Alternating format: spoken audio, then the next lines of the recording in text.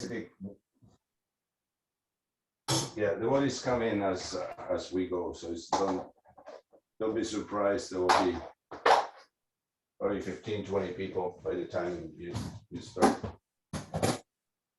No worries. Okay. And then now. How's Divya doing? She's dressing Radha Damodar. Oh, wonderful. Yeah, she's doing well. Super. And yourself? I'm okay. I'm in charge of the sarcasm department.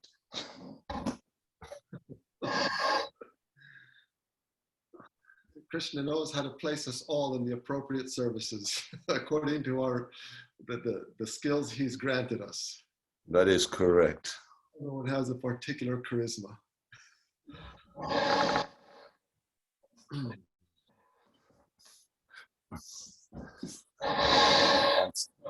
Not everybody.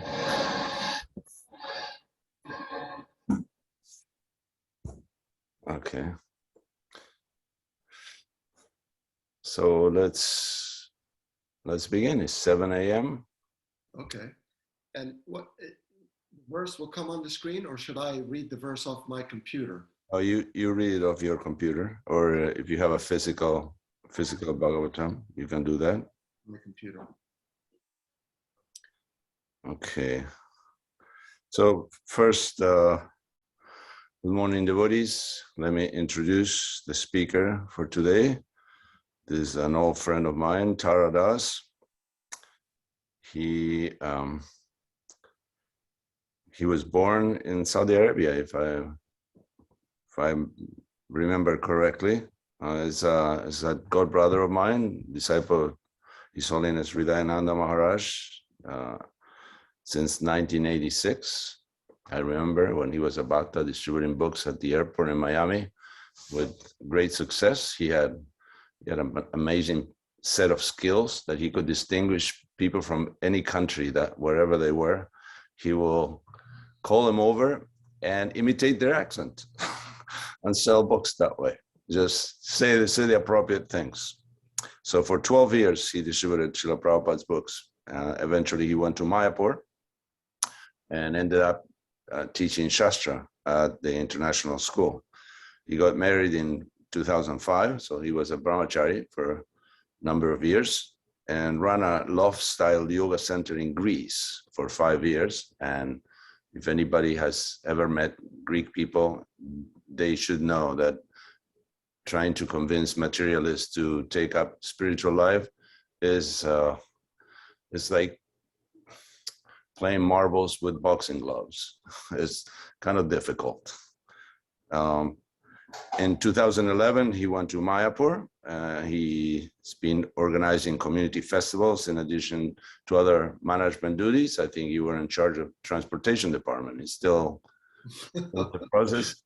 Basically, which how that went. Yes, basically means hit people who are on a motorcycle with a baseball bat. And these since the pandemic started, he's been residing in Poland. So thank you for being with us. Please take it away. Yeah, well, as you were narrating, my little history there, I was thinking that I guess I've done some austerities. I was an ashram teacher for teenagers for 6 years. So you can imagine how that went. And then I was trying to convince Greek people for 5 years to give up sinful habits. And then I was engaged in Mayapur management. So, I guess those count as some level of austerity. Oh, that's like meditating for 50,000 years in the forest. That, I would say, equivalent. Okay, so let me just pull up the verse here. Om Namo Bhagavate Vasudevaya. Om Namo Bhagavate Vasudevaya. Om Namo Bhagavate Vasudevaya. Om Ajnanatirandasya Gyananjana Shalakaya Chakshurun Militam Yena Tasmai Shri Gurave Namaha Vanchakalpatarubhyascha Kripasindubhya Evacha Patitanam Pavanebhyo Vaishnavebhyo Namo Namaha. Jai Shri Krishna Chaitanya Prabhu Nityananda Shri Advaita Gadadhar Shrivasadi Gaura Bhakta Vrinda Hare Krishna Krishna Krishna Hare Hare Hare Rama Rama Rama Hare Hare. Srimad Bhagavatam Ki Jai. So this is fourth canto of Srimad Bhagavatam, chapter 24, text 70. Sarvatma Prabhu, do I do the word for word, or can I just read the whole verse and then the translation? We usually do word for word, but just by yourself. But you can proceed as you see fit. Okay, but I'm the only one who chants the Sanskrit. Is that correct? That's correct. Okay. Tam evatmanamatmashtam sarvabhuteshu vastitam pujayadvam grinantascha dhyayantascha sakrid darim. Word for word, kind of, except the screen is covering it. 1 second. Tam, unto him, eva, certainly, atmanam, the supreme soul, atmashtam, within your hearts, sarva, all, bhuteshu, in every living being, avashtitam, situated, pujayadvam, just worship him, grinantacha, always chanting, dhyayantacha, always meditating upon, asakrit, continuously, harim, the supreme personality of Godhead.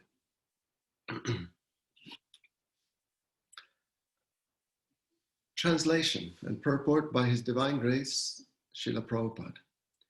Therefore, O sons of the King, the supreme personality of Godhead Hari is situated in everyone's heart. He's also within your hearts.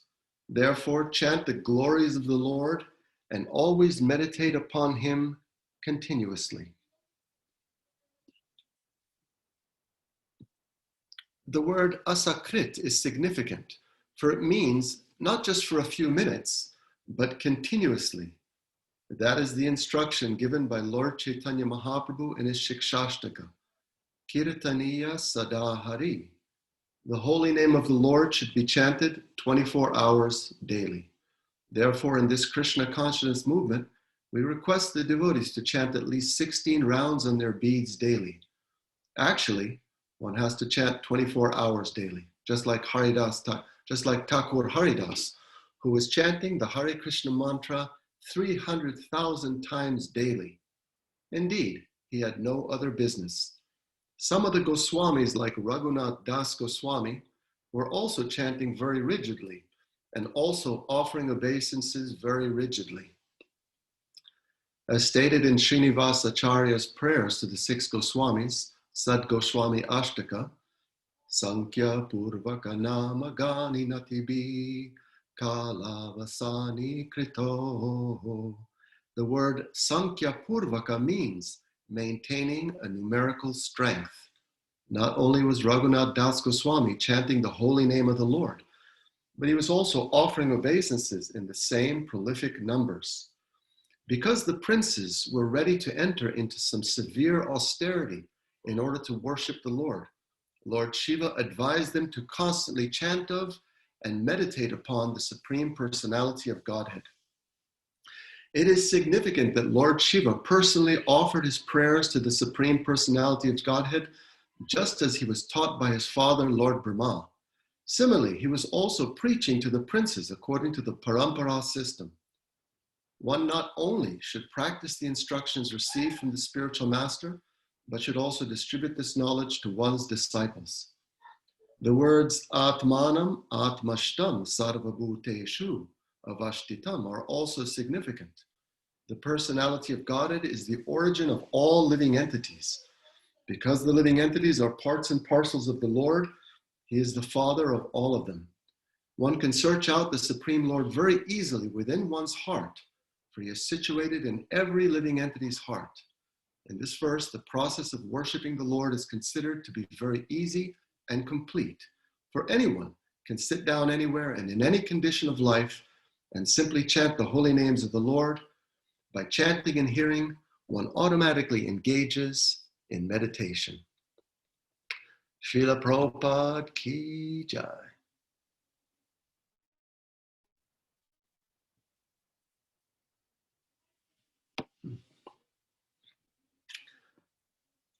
So there's a wonderful purport by Srila Prabhupada, and he is describing the glories of Raghunath Das Goswami. That Raghunath Das Goswami was constantly, always chanting the holy names of the Lord, and in addition to that, he was also offering obeisances very rigidly, Prabhupada says. So when Raghunath Das Goswami was living in Vrindavan, in Radhakund, his practice was to chant 100,000 names of the Lord daily. And does anyone recall how many obeisances he was offering and to whom? Does anyone recall that? He was maintaining a numerical strength, 1,000 obeisances to the Lord, and to the Vaishnavas, he would offer obeisances to 2,000 Vaishnavas a day. 1,000 obeisances to the Lord and offering obeisances to 2,000 Vaishnavas a day. So this indicates a certain state of consciousness, a certain mentality. We have to appreciate who Raghunath Das Goswami is. So we know in Chaitanya Leela, he's one of the very, very intimate associates of Lord Chaitanya. He spent so much time with Lord Chaitanya in Puri. And he was in the very, very inner circle of Lord Chaitanya's intimate associates.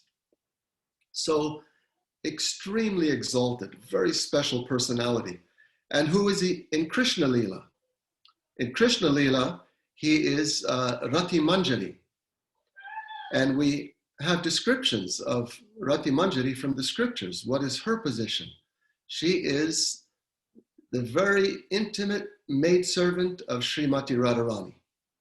She's like the shadow of Srimati Radharani. She's always with Srimati Radharani, rendering very intimate services, fulfilling all of the services that are required for Srimati Radharani. So one can't even imagine how exalted this personality is. And what's the significance? Well, one significant point is that this person who is, in terms of, the who's who of devotees, this person is the topmost. It's hard to conceive of someone more exalted than Raghunath Das Goswami, Rati Manjari. And what was this person doing? This person was offering obeisances to 2,000 Vaishnavas daily. So we can just appreciate what is the consciousness of this person, the level of humility. And the scriptures are, describing these great, great acharyas and personalities. And when we hear the descriptions, it's sometimes it's just intimidating, or it's almost inconceivable what their state of consciousness is, how exalted they are, and how humble. The humility goes with their exalted status. And when we hear about it, we think, okay, what's my position? What kind of a so-called devotee am I? I'm thinking I'm a devotee, but this is the consciousness of a devotee. The consciousness of a devotee is to be so respectful towards others, not to be so calculating, like, who is this person? Do I need to offer them respects? Or can I get away with not offering them respects? Because material life, material consciousness is characterized by a certain attitude, by certain interactions with others. The typical interactions, because material life is based on envy. Material consciousness is saturated with envy. So if someone is in an inferior position than me, well, certainly I'm not going to offer them any respect. Maybe I'll exploit them. I'll disregard them entirely. And we see that very much all over the world. And of course, even in India, it's quite prominent. With the caste system, you have the class of people who are in a lower position and they're very much disregarded. It's going on all over the world. But that's the general tendency of the conditioned soul. Someone is inferior to me, certainly I won't offer them any respect.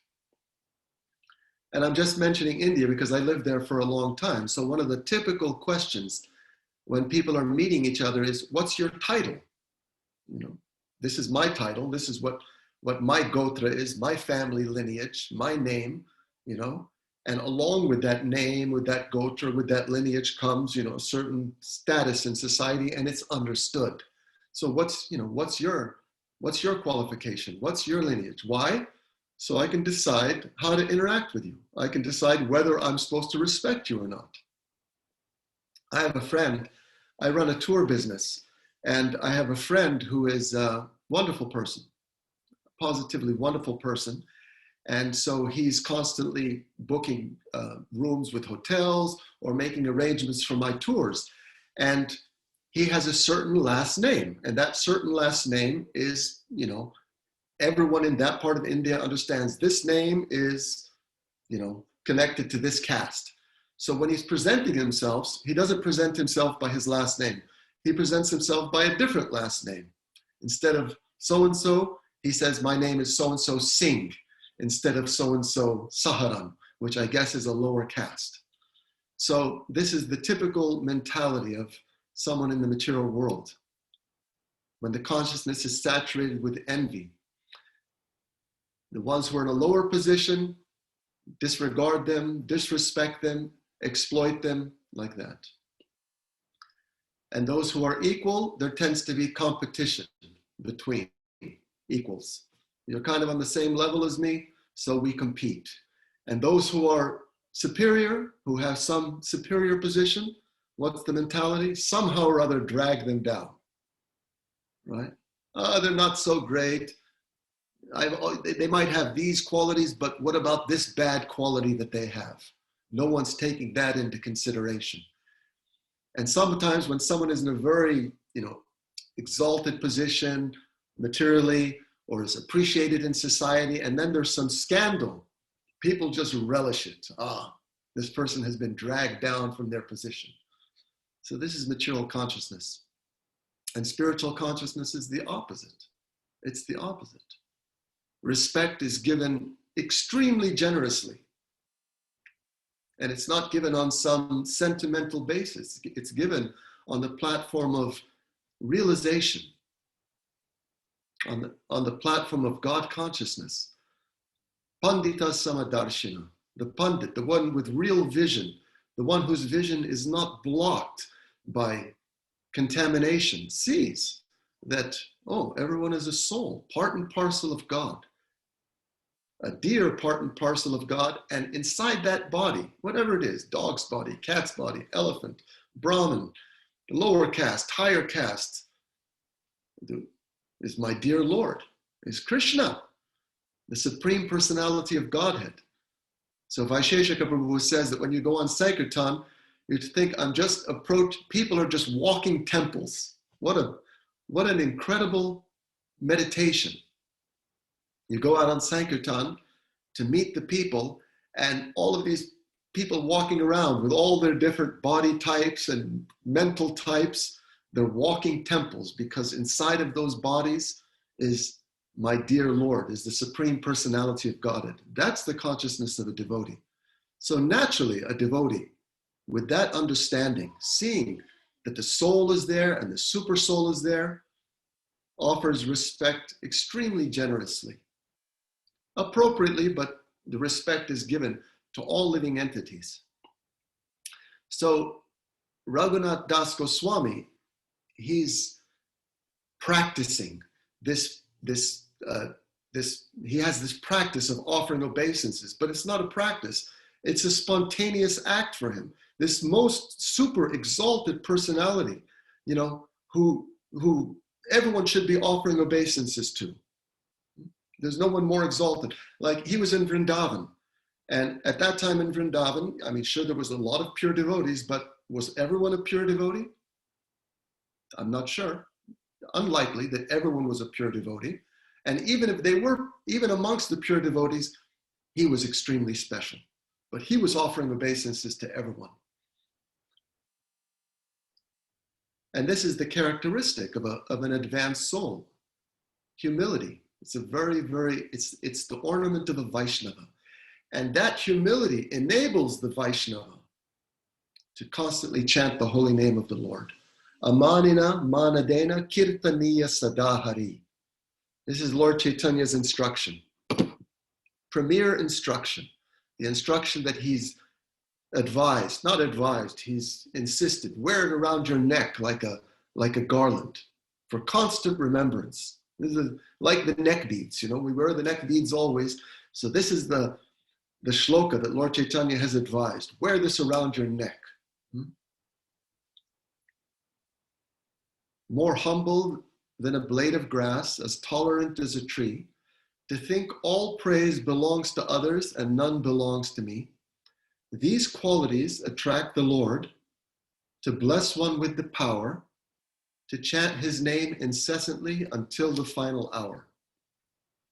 So that's Dravida Prabhu's poeticization of this shloka, Trinadapi Sunichena. So it's not a secret. Lord Chaitanya, he came to save the wretched souls of Kali Yuga, the unworthy ones, the hopeless souls, addicted to all nonsense, all bad habits, and totally deluded, totally deluded, even about their spiritual position. People are imagining, yes, I'm quite this or I'm quite that, you know. I'm an advanced person, I'm an enlightened soul, I'm awakened. No, I'm just an egotistical fool. So Lord Chaitanya, he came and he gave the process. Here's the process and here's the secret. It's not a secret because I'm openly revealing it. Typically, the very special parts of reality are kept in a secretive way within the Vedas. The confidential portion of the Vedas, which is not understood by the mass of people, not even understood by the Brahmanas, sometimes not even understood by Lord Brahma himself. Lord Brahma he's the original propounder of Vedic knowledge. He's the original person to receive the Vedas. So, you know, if there's anyone who knows the Vedas, we'd have to say it's Lord Brahma. He knows the Vedas. So he heard that the Supreme Lord had descended. So he came and he was observing and he saw there, you know, in the pasturing grounds of Vrindavan, there was this person who was supposed to be the Supreme Lord. And what's this person doing? He's, you know, I don't want to say goofing around, but yeah, having fun with his friends. They're just in the forest, herding calves, goofing around, playing games, and now they're having something to eat. And Lord Brahma's observing this, and he's heard that the Supreme Lord has descended and, you know, in Vrindavan, and he's observing what's happening. And he sees that these boys are all taking food with Krishna, and sometimes they're taking a bite out of their preparation and they're, this is tasty. Krishna, you got to taste this. So they hand the prasadam, their prasadam to Krishna. And Krishna, oh, that is tasty. That is really tasty. So Brahma is this, what is going on here? This doesn't seem consistent with my understanding of the Supreme Lord. Because on Brahma's planet, we hear from Brihad Bhagavatamrita. When Gop Kumar was going through the layers of the universe, he was experiencing that Vishnu, the Lord, was manifesting in different regions in the universe also. And on Brahmaloka, the Lord is also there. And I don't know, I don't remember the exact description, but I recall 1,000 arms. And with those 1,000 arms, he's accepting these huge offerings from the devotees. The devotees all day long offering huge amounts of bhoga, and the Lord enjoying the bhoga, accepting the offerings, accepting the food offerings, and then taking a nap. This was the main activity, accepting huge offerings of food. So this is Lord Brahma's proper conception of God, of the Supreme Lord. He's the one who's accepting the offerings. He's not the one who's fooling around in the forest with some friends of his and they're eating something and handing it to him. So he became also like, this doesn't fit. So then he tested the Lord. Why? Because this is a very confidential portion of the Vedas, this understanding of Krishna. It's not revealed in all the ages, and it's very confidential. So the special benediction of Kali Yuga is that this most confidential portion of Vedic understanding, this most secretive understanding of reality, the glories of the Supreme Lord in his intimate abode, in his hometown of Vrindavan, in intimate interaction with the most exalted, loving devotees, it's given to the most unqualified people by Lord Chaitanya, and it's achievable by this process of chanting Hare Krishna. And there's no secret. Here's the mentality of how you can chant Hare Krishna and achieve the fruit of this process of chanting Hare Krishna. What is the secret? To be humble, to be tolerant, to be respectful of others, to not expect respect for oneself. It's the secret, but it's not a secret. It's given. It's given to all.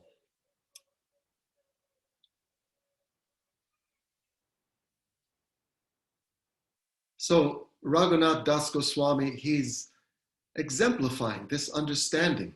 He's offering respects very, very generously to the Vaishnavas with deep appreciation for who they are. He would offer them respects and he would embrace them, thinking this person is dear to Krishna because he's a servant of Krishna.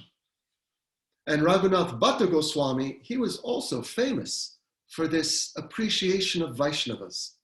He simply would not be willing to hear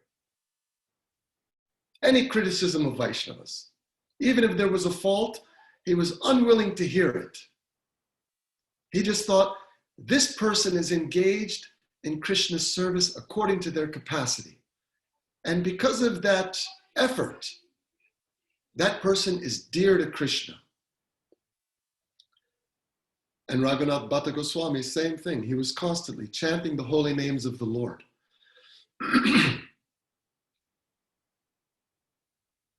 So in Kali Yuga, this is the process. The process is to chant the holy name of the Lord, but in order to get the fruit of that process, it has to be done with a certain mentality. And when we talk about humility, we talk about all of these qualities of Vaishnavas: humility, compassion, tolerance, the beautiful ornaments of a Vaishnava, the 26 qualities of a Vaishnava. And those qualities, well, they manifest when the soul is pure. There's not natural qualities for a conditioned soul. The opposite, humility, which, everyone in the material world is thinking they're God, trying to be God. That's the attitude. That's the program. I was once selling books in Miami airport, and I met two guys. And they were like working class guys, and they were on vacation. So I called them over. How's it going, guys? I'm from where you're from. I hand them the book. Let me sign it for you. So what do? Are you businessmen, working men? They were on vacations. Nope, we're just enjoying. I said, you're enjoying, but are you the supreme enjoyer? And one guy said, we're trying to be. So this is the agenda. The whole material existence is just this agenda, trying to be God. So where's the question of humility? So we come to Krishna consciousness from material life with that same thing. I'm the center of reality. You know, I'm special. You know, I'm the doer. I'm the controller. And you know, over the course of time and through our experiences in life, those misunderstandings gradually get dissipated. When we're brahmacharis, you know, lean and mean, fighting machines, going out on Sankirtan, you know, feeling the inspiration of Krishna consciousness. And, you know, you come home from your seva and everyone's like, bravo, Sankirtan, you did it, Prabhupada's so pleased with you. And, you know, oh, yes, me, I'm this and that, you know. I did it. I'm selling books. I'm special. But Krishna has his own way of working on us, cutting down our pride, humbling us, bringing us closer to reality, closer to an understanding of what we are, the different stages of life. They say there's nothing to cure this illusion of being the controller like married life. It's a perfect cure for this disease of thinking oneself to be the controller. You get married. And if that doesn't do it, then you have a kid. And if that doesn't do it, then the kid becomes a teenager. And then one understands, oh, okay, maybe I'm not. Maybe I'm not the controller. So these qualities, whatever they are, humility, tolerance, compassion, these are qualities of the soul. But those qualities are covered in varying degrees, depending on how advanced we are on the path. So be more humble than a blade of grass. Well, you know, that's like a really, really tall order, to be more humble than a blade of grass. But at least we can have a certain practice, which is doable. So what are the qualities of someone who's humble? Well, the qualities of a humble person are that they're respectful to others. By nature, they're respectful. What else could they be? If one is thinking, I'm so low, you know, I'm just, like when Rupa Goswami and Sanatana Goswami met Lord Chaitanya, Lord Chaitanya's heart was breaking because of the humility of Rupa and Sanatana Goswami. They genuinely were feeling themselves lower than Jagai and Madai. They say, you are Patita Pavan. You're the savior of the most fallen. Even though you're Patita Pavan, we still are not sure whether we're able to get your mercy. They were feeling so humble. So the natural quality of someone who's humble is, of course, they're going to be respectful to others.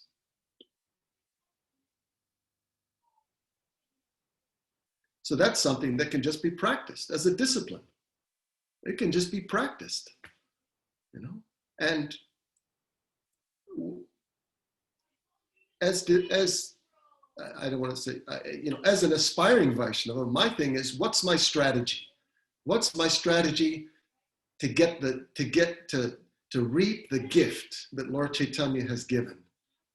Somehow or other, I'm very fortunate. I'm fortunate. I admit that, you know, because out of 7.5 billion human beings, I've been given the chance, the opportunity. I've been given the gift.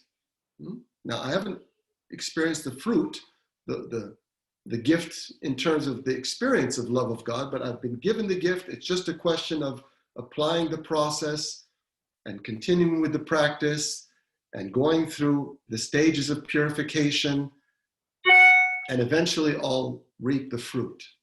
So what's my strategy? Well, this is a very important part of the strategy. Lord Chaitanya has said, have this mentality of respect for others. And then it's very easy for Lord Chaitanya to continue giving us mercy if we have that attitude. And it's something that's doable. It's not some esoteric thing or some big adjustment. It's just always keeping in mind, let me maintain an attitude of respect for others, like that. And we practically can see when we do that, we experience the benefits of it. We experience the benefits.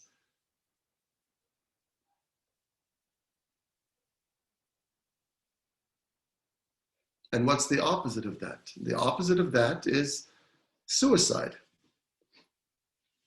If we're not respectful to others, that can get right out of hand.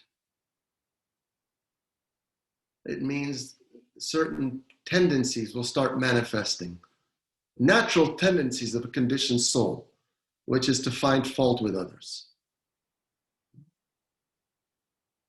If I'm not respectful to others, if I'm not maintaining that discipline of saying, whatever, I see that this person has faults, so what? Not my business. My business is to appreciate that this person is a soul, dear to Krishna.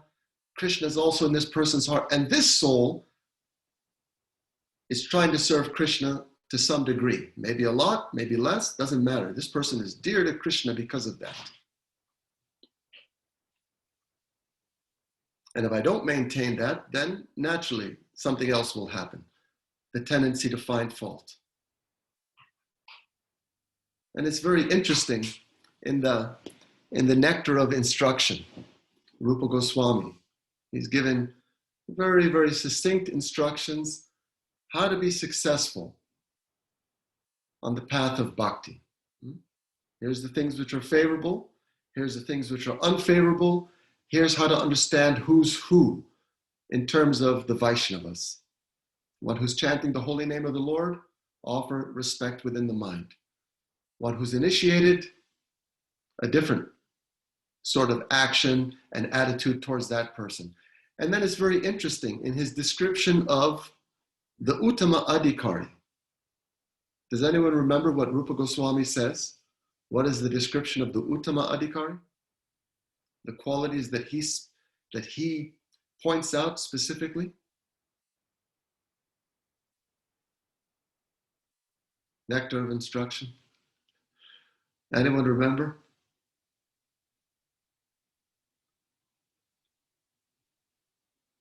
We remember the book. He doesn't criticize anyone. Yes, thank you very much. He's free from the tendency to find fault with others. It's very interesting. He's engaged in devotional service. But Rupa Goswami points this quality out specifically. The Uttama Adhikari, the most exalted personality, is free from the tendency to find fault with others. It's very interesting why he points, like if I ask, we have just, four humans here and 7 cows, and if I asked everyone, okay, what's a pure devotee? What's the quality of a pure devotee? How many of us would spontaneously think, he's free from the tendency to find fault with others? Maybe someone would mention that. They'd remember Rupa Goswami's nectar of, Upadeshamrita and mention that. But otherwise, spontaneously, that might not come to our mind. But Rupa Goswami specifies that. Free from the tendency to find fault with others. This is the consciousness of the Uttama Adhikari, the most exalted soul, who's receiving the most mercy from Krishna, who's connected to Krishna in love. Can I ask something? Yes, please. What happens if someone interferes with your service? Is that person not to be criticized, or you should see it, it's Krishna doing it to me, but basically you're impeded from doing your service by someone else? Well, it might be part of our service. It might certainly it's set by Krishna. Krishna is controlling every blade of grass in existence, but he's probably controlling what just happened right there. I don't think that's the exception. So maybe that's my service right now, is to practice tolerance, practice humility, practice seeing Krishna's hands in things. Now, if someone is impeding our service, we have to see, okay, how to deal with this. What's the Krishna conscious way to deal with this? And it's practical. just like we sometimes do Sankirtan, and we're out there and we're, inspired. I'm serving the Lord and distributing Prabhupada's books, and people are accepting Prabhupada's books. And then the guy selling hot dogs there comes and starts screaming at us, "Get the heck out of here. This is my spot," blah, blah, blah. And what does my false ego do? Immediately, this person's trying to block my service. My false ego immediately responds, "You're a hot dog seller, and I'm selling Prabhupada's books. This is my spot, not your spot." But maybe my intelligence kicks in and thinks, maybe I'm just going to move 100 meters away, away from this guy, and continue with my service peacefully, without disruption. See how I can continue with my service. So, can I continue my service under the circumstances? Maybe, maybe not. If I can't continue my service and it's required, then I can, go through the appropriate channels with an attitude of humility and appreciating that Krishna has sent this circumstance to me, and appeal to the people maybe who are in charge of the situation and say, here's the situation. I appreciate that is also a servant of Krishna, but this person seems to be impeding with my devotional service, and I'm presenting it to you for your resolution. You've been placed into a position of responsibility, management on behalf of Krishna. We might not mention that to them, but you please help me so I can continue my service. And then we see what Krishna arranges. Should we criticize that person? I don't know. Everyone isn't, everything that happens is Krishna's arrangement. Krishna's hand is in everything. And especially the people that give us trouble in life, they're also agents of Krishna. In every devotional community, and hopefully not everyone, but typically in a devotional community, you're going to have certain people, certain devotees who, it's part of their involuntary service. It's not an assigned service, but just because of their nature, it's their service to kind of drive everyone crazy and help everyone become humble and help everyone become detached from this material world. And we can all think of people like that. They weren't assigned that service, but Krishna has orchestrated that you will be in this community, and you're going to manifest your nature, which is disturbing to others. So my job as an aspiring Vaishnava is to practice tolerance, practice humility. At the same time, if my service is genuinely being impeded, I can go through the proper channels with the proper attitude, with the proper etiquette to see how the situation can be rectified. That would be an appropriate Vaishnava response.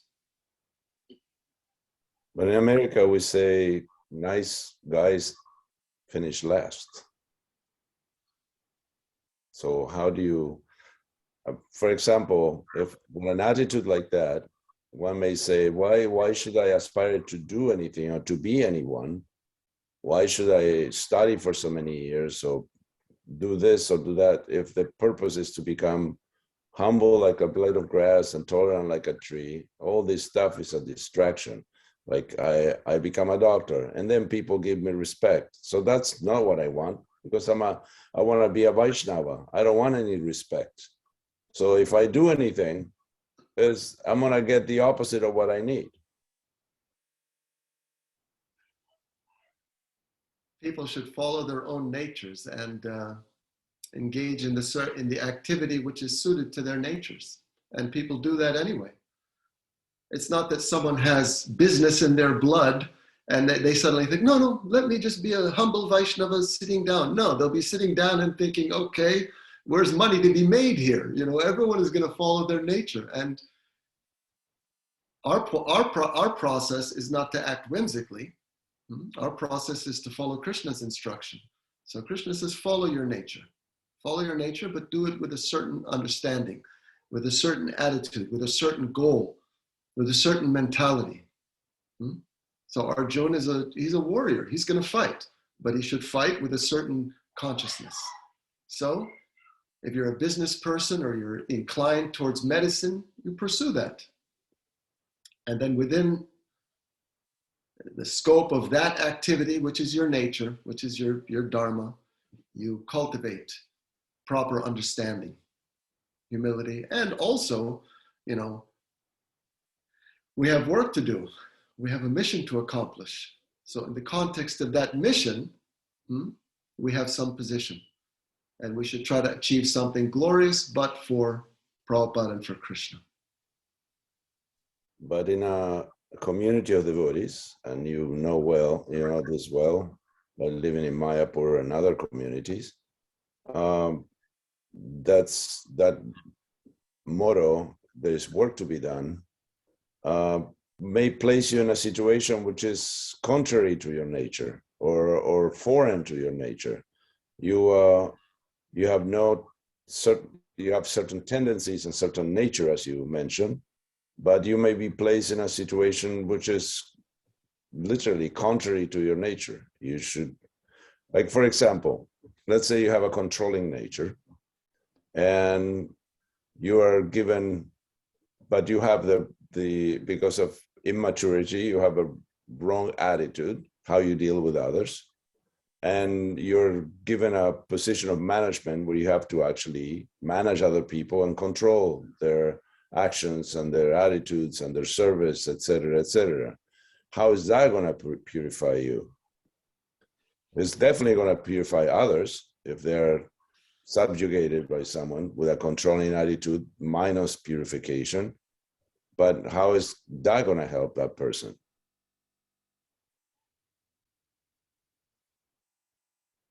How is it going to well, you have to follow your nature. And in the course of following your nature and your duty, you have to cultivate Krishna consciousness, which means cultivating the right attitude, studying the books, understanding, what's happening now, what's happening in this particular circumstance, what's the appropriate response, what's the appropriate attitude I should have, and aspire for that.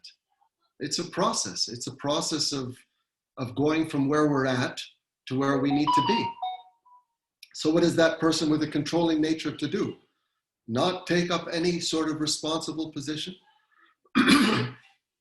In some cases, that might be preferable. If we can think, there's certain people who they have a controlling nature, but they also have an extremely offensive nature. So maybe it's best. And if they can't control their offensive nature, then probably it is best that they don't have so much access to control of Vaishnavas. Maybe they should manifest their controlling nature outside the association of Vaishnavas, and their dealings with Vaishnavas should be strictly on the basis of some Sangha, coming to the temple, respecting, appreciating the Vaishnavas, chanting the kirtan, hearing the katha, and their controlling nature, especially if it's compromised by an offensive tendency, strong offensive tendency, let them manifest it somewhere else. It's still an offense, even to offend an ordinary living being is an offense, but it's 1,000 times less harmful than offending Vaishnavas. Just as you're mentioning, I'm thinking of certain people that, it's better that they don't manage within the society of devotees. Better they go outside and associate with the devotees only for Sangha, only for hearing and chanting. That's better for them.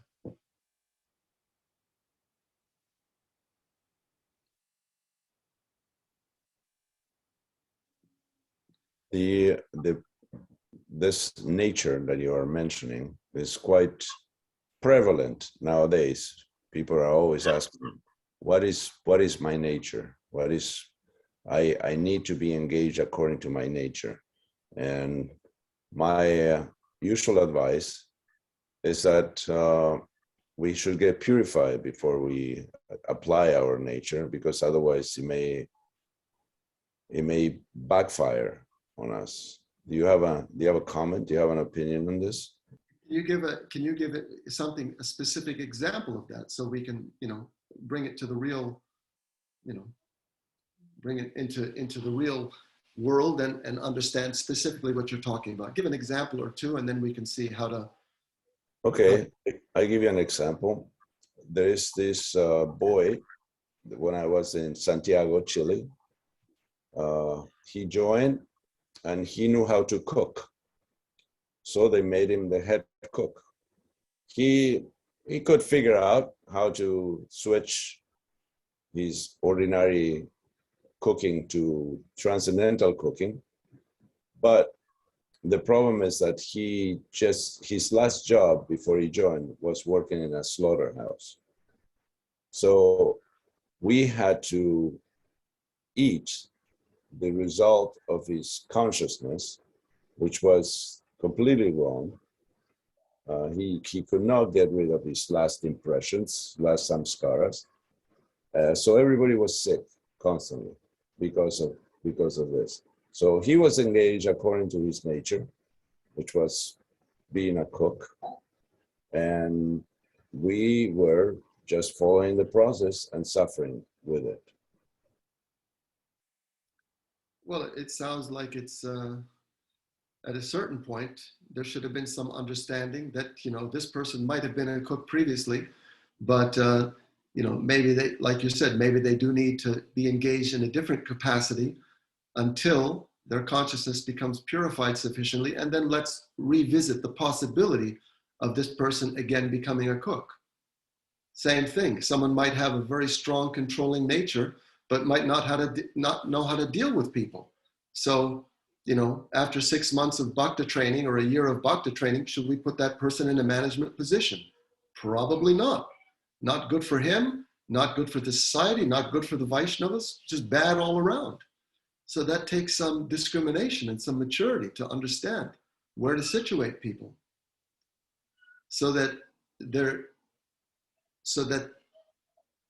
what they're doing is actually for their own benefit and is of service to the society.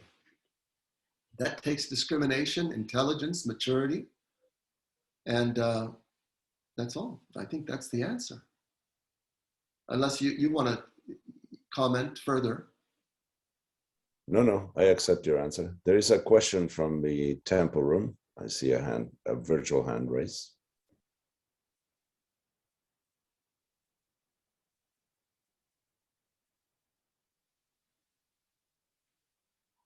Hare Krishna. Thank you, Prabhu, for this wonderful class. I appreciate it a lot. I was wondering, with this nature thing, in the 6th canto, when Indra is praying to Lord Krishna, Vishnu, please kill this demon, Vritrasura, we want to go back to Svargaloka. He says these really beautiful prayers. And he says, please, kill Vritrasura, all this stuff. And Krishna, Vishnu is like, wow, you said all these nice prayers, but you're asking for something that's pointless. You just want the kingdom, Svargaloka, back. You just want to go back to your original position. And Indra's reply was, well, Vishnu, it's just in my nature to ask for, I live in Svargaloka, I just want Svargaloka. I don't want pure devotional service. So he had Vishnu in front of him and he didn't ask, please get me to Vrindavan. He just said, please get back this little measly kingdom. So I'm wondering, what if it's just in our nature to not want love of Godhead like Indra? If we just want Svargaloka, can we still follow our nature then?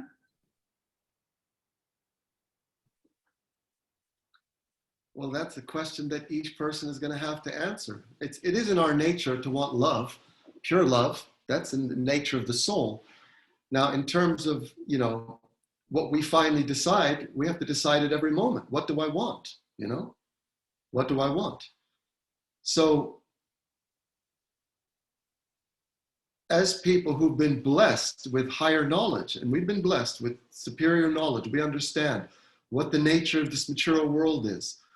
We understand what the nature of ultimate reality is, who God is, and what the possibilities are. We know that very clearly. And we're in a superior position to Indra. Indra's living on Svargaloka. We're living on earth in Kali Yuga, So, what's our excuse? What do we want? Huh? We want position in this material, on the earth planet, really? Is that something that we're really is so desirable? Is life here, on earth in Kali Yuga so attractive, so enchanting that it's like, I just can't imagine giving it up. No, it's pretty painful. It's pretty disturbing. And our attachment to it is just, we know it's just due to stupidity. It's just due to being habituated. It's just due to, a long, long history of addiction to stupid stuff. So Indra's position is more difficult. It's very difficult to give up that type of lifestyle, where you're in such a celestial environment, where everyone is chanting your glories, where there's very little envy, where, the lifespan is incredible. And you're worshiping the Lord. It's not that you're a demon, you're worshiping the Lord and you're experiencing the benefits of that worship and the reciprocation with the Lord. There's God consciousness. It's not pure God consciousness, but it's very difficult to give that up. But for us, it should be easier. We have a question from Chintamani. Please unmute and video yourself if you can. Hare Krishna. I'm sorry I'm not able to turn my video on, but thank you so much, Prabhu, for this wonderful class. I have so many notes. You mentioned Vaisheshika, Prabhu's point that people are walking temples, which is awesome. The mentality, this person is engaged according to their capacity because of that effort. He's dear to Krishna. So many nice points. And I was especially appreciating your point about having a strategy and being very intentional about our Krishna conscious unfoldment. And just like we have a strategy for anything else we might aspire for work or for finances, that really intentionality around, how can I continue to strive to be humble? So the question I have is sometimes as devotees, because we may have such a desire to try to please our spiritual master and not manifest low consciousness, we may fail to be sensitive or get triggered and become angry or not be humble for like the 1,000th time. How can we maintain compassion for ourselves and not fall into guilt or beating ourselves up? Or, how can we be intentional with our strategy to be focused on moving forward, but maintain enthusiasm, faith, and hope to not fall into mentalities that can actually slow us down?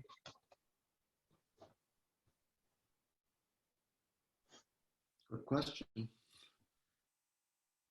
So, I think it's a cultivation. We can always go too far to one side and too far to the other side. On the one side, we can be too lenient on ourselves. We can be like, yeah, so what? I'm harsh with people, or I explode at people, or I'm not dealing with people nicely. Big deal. I'm a conditioned soul. It's Kali Yuga. That's one extreme you can say, and the other extreme is to beat ourselves up so much that we become paralyzed, and it becomes unfavorable for our progress.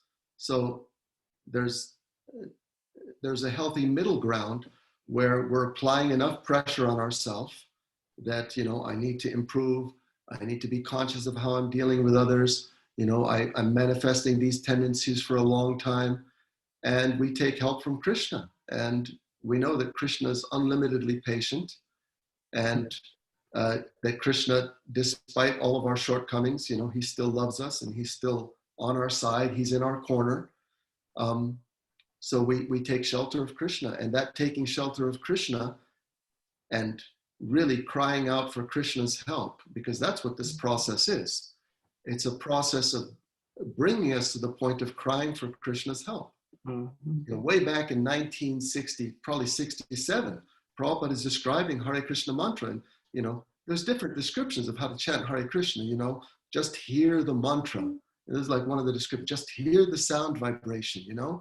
And Prabhupada, way back in 67, you should cry to Krishna like a child crying for his mother. That's chanting Hare Krishna. So this whole process of life, devotional life, and all the experiences we go through, and especially the tough experiences, the experiences where, we're really feeling somewhat hopeless to conquer our own conditioned nature, or we're just feeling really beaten down by life in this world, because it can get really tough. That's Krishna's blessing, to come to the position of crying out for Krishna for help. And then Krishna will certainly respond. So how to do it? Well, don't go to either extreme. If we find that we're just beating ourselves up too much, we have to ask, okay, so is this favorable? It's not favorable. It's self-indulgent, so it's not favorable. Krishna, please help me with this. That's our process. Our process is we throw up our hands in the air and we say, Krishna, I'm hopelessly conditioned.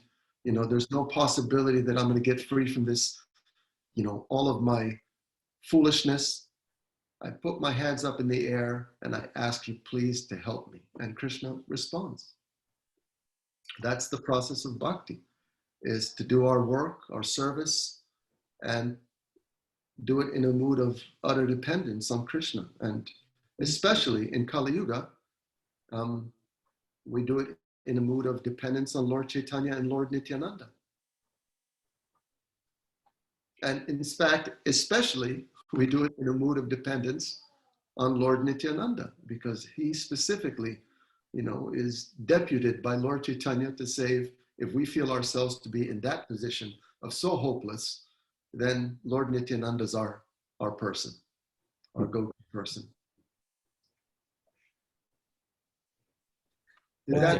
Was that an answer to your question? Beautiful. Thank you so much. And thank you for your practical, heartfelt, just beautiful way that you give class. Thank you so much. I think Queenie has a question too. Hare Krishna, Prabhu. Thank you so much for your class. It's wonderful, and just your enthusiasm and everything just coming inside out. So just really appreciate that. I have a question, because when we were talking about our nature, and so recently I read a verse in the first canto of Srimad Bhagavatm, and Srila was explaining that one should surrender in all circumstances, even when one tries to surrender in the stage that one is not mature, and just our sentiment, our fanatical one surrender, that's still the ultimate goal. That's still better, because even when one fall down from that, Krishna will still protect the person. So surrendering is still the ultimate goal. And so how do I reconcile this idea, whether surrender to our nature, act according to our nature, or surrender and sometimes we may have to act not according to our nature? I don't know if that makes sense. I'm not sure if I understood the question. If you can continue to maybe elaborate a little bit more, then it'll become more clear to me. Sorry. Yeah, I think I have a misconception that if you are not ready to surrender, for example, to the order of the spiritual master, or to some particular services that you are given, then you shouldn't try to do that, because some people sort of feel like they surrender and then they feel exploited afterward, and then they left the movement. So better that you should just surrender to your nature. I mean, not surrender, better you act according to your nature, as in the level of surrendering at that moment, rather than trying to surrender and then leave the moment afterward. But then from Srila Prabhupada purport, in the first canto that I read recently, I think it was the first canto, chapter 8, text 15 or 17. And Srila Prabhupada was clearly saying that even when one tries to surrender immaturely, that's still better than not surrender. And so I'm sort of confused about that. Is that clear now, Prabhu? Yeah, I think it's clear. I think in terms of the discussion about, what kind of engagement we have in Krishna's service, I don't think that surrendering means to do something which is contrary to our nature, at least not for a long period of time.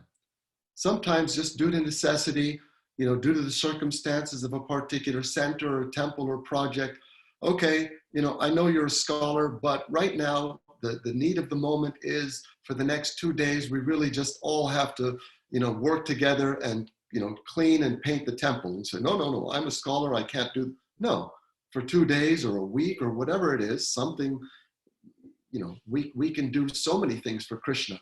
But in the long run, that might not work. That might become so disharmonious with our nature that we become dissatisfied.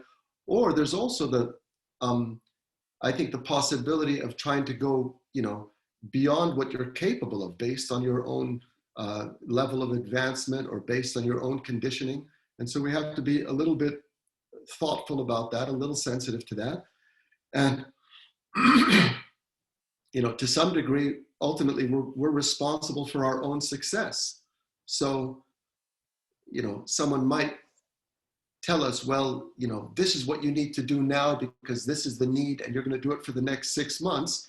But if we have a very strong sense that, well, that's not something I can do for the next 6 months because it's so contrary to my nature, it will cause so much disturbance to me, well, we also have to look after ourselves in terms of our own spiritual cultivation, in terms of our development. And certainly we don't want to come to the point where, we do it and we do it just out of, because it's the thing that should be done. Maybe it's not the thing that should be done. Authorities are not perfect. People are who they are. And if there's a particular authority who's prescribing, a particular activity, and you tell that person, well, I think I could do it for this amount of time, but, I think it's not in my nature to do this for a long period of time. And if that person is not sensitive enough and concerned enough for me, and they just disregard that, so I don't care, this is what needs to be done. You got to do it. Surrender. No, I'm sorry. I don't believe that's what Krishna wants. Krishna wants us to practice Krishna consciousness in a focused way, but also in a happy way, in a joyful mood. And it's not always joyful. There's challenges for sure, but it shouldn't be in a way that's contrary to our nature. That's, let that phase of the movement be part of our history. Because there's many casualties of that approach to Krishna consciousness. And we don't want to be a casualty. We want to be a success story. So Krishna consciousness, the process of going from where we are to where we want to be is a marathon. It's not a sprint. It's not a 100-yard dash. It's a marathon. It's a long process.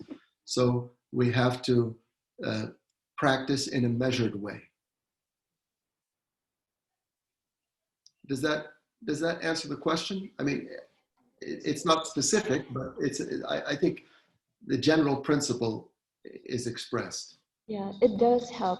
And also I was thinking, so in the past when Srila Prabhupada disciple when Srila Prabhupada asked a few of them very young in their 20s to go abroad and open temples, something like that.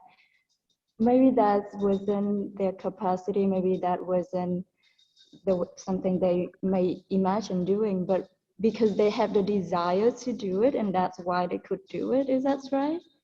Or so I'm trying to understand a little bit more, like in the past, like some people may still surrender not according to their nature but still like successful. Is that the reason is because they have the desire to do it even when it's not their nature? Is that the right way to understand it?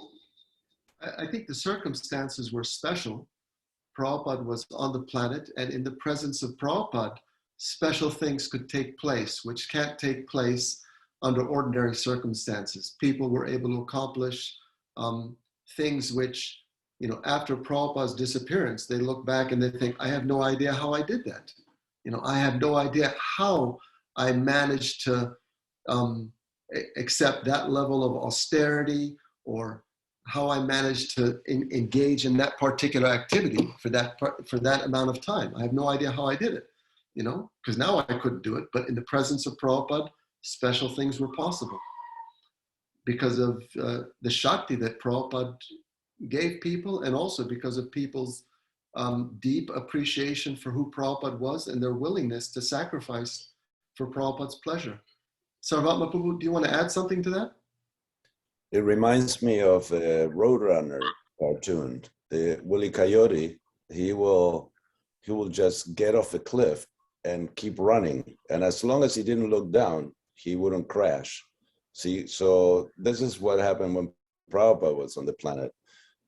They kept running and they didn't look down, just look at Prabhupada, and they did impossible things. Like one example is he asked Shivananda at age 18 to go to Germany and open the country, open Krishna consciousness in the country without speaking a word of German, without having a penny to his name, without even knowing the philosophy very well at all. Still, he told him to go there and he didn't hesitate. He kept running. So yes, as you said, things were extraordinary at the time and could be accomplished. Now, we have one of our cows, Gori, has a question for you. Okay.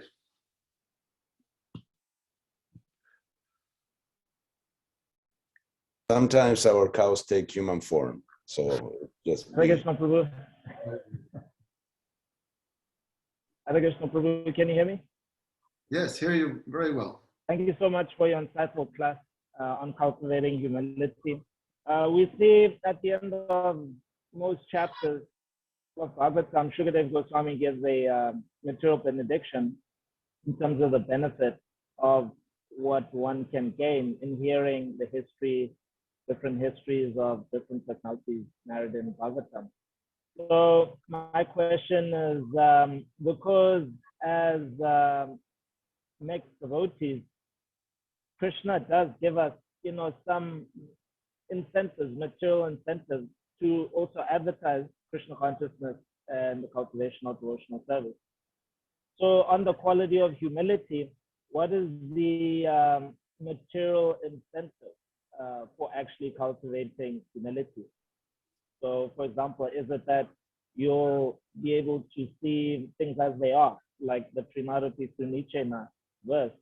If you see yourself as a blade of grass, then you're seeing how tiny you are in relationship to Prakriti, and therefore the tendency to not over endeavor is also, you can actually manifest it. So I was wondering, in terms of your meditation on the cultivation of humility, what is some of the benefits?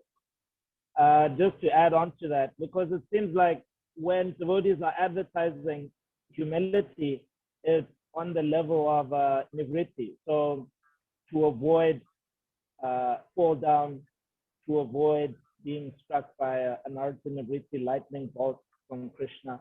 So if you're not humble, this is what's going to happen. And so devotees, in one sense, they're not incentivized positively to cultivate humility, but rather they fear, as opposed to, let me actually move towards cultivating humility. So I guess this is for my own purification, because I'm still attached to wanting to do big things in this world.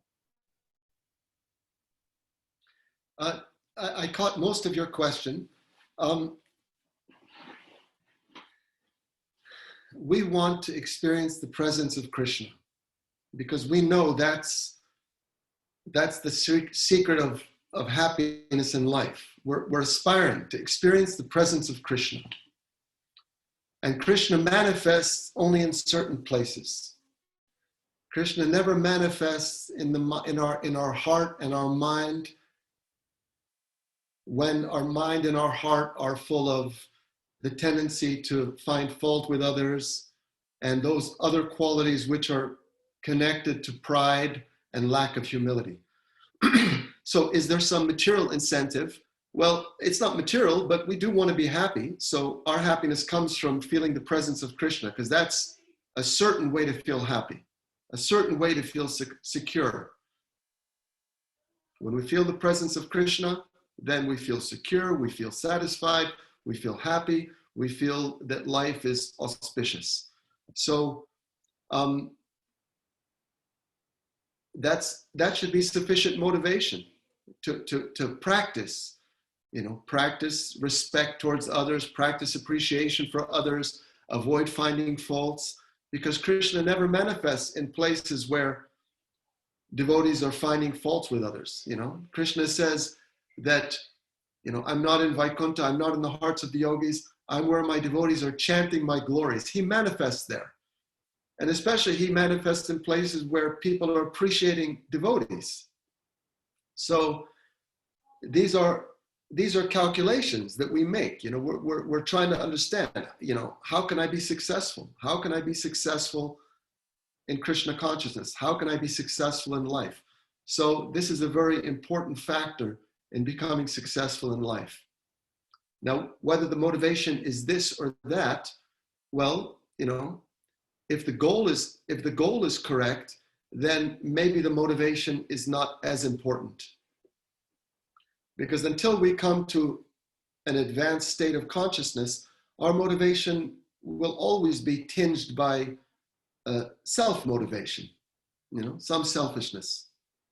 Pankajangri Prabhu used to say, we're using Krishna, and this was an extremely exalted soul. He said, we're using Krishna. Why? Well, we're approaching Krishna and it's always, well, I'm incomplete, I'm not where I should be. And Krishna, you're the one that can fix it. So please, I'm not approaching you out of love, certainly not, because I don't love you, I don't know you properly, but I'm approaching you because you can fix the situation.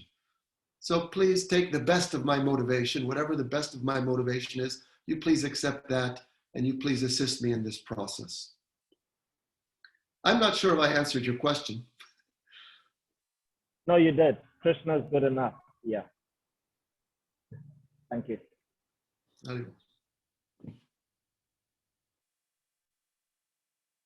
So unless there are any other questions, or you, Tara Prabhu, if you want to add anything to what you already said, we'll end here.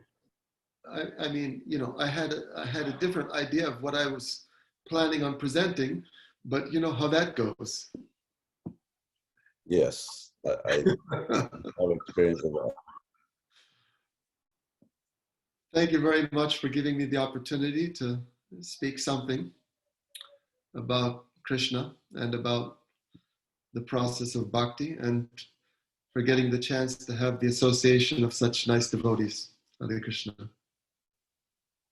It was our pleasure, and in the name of all the devotees, we thank you for having done this.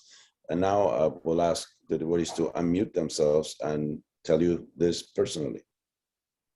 Thank you, Prabhu. Hare Krishna. Thank you, Prabhu. Hare Krishna. Thank you so much. Hare Krishna. Thank you so much. Hare Krishna. Hare Krishna, Prabhu. Thank you. Wonderful. Thank you. So the next speaker for all the devotees is Swarupa Damodar Prabhu from South Africa. He's going to speak on March 14th at 7 a.m. as usual Bhagavatam class. Thank you to all of you. Hare Krishna. Hare Hare. Hey, Paul.